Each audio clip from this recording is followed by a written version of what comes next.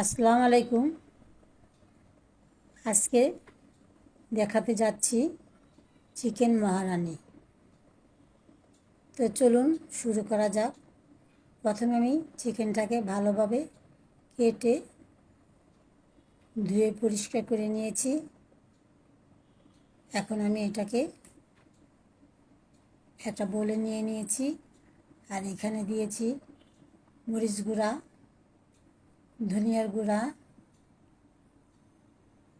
স্বাদ অনুযায়ী লবণ, আর দিব আদা বাটা আর রসুন বাটা।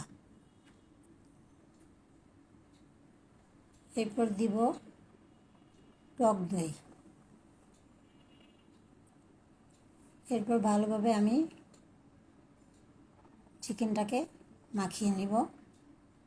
2 ঘন্টার জন্য আমি রেস্টে রাখবো। আর এখানে আমি একটা মশলা তৈরি করতেছি। নিয়েছি রসুন 2-3 কোয়া, 3টা পেঁয়াজ আর আদা, আর নিয়েছি 10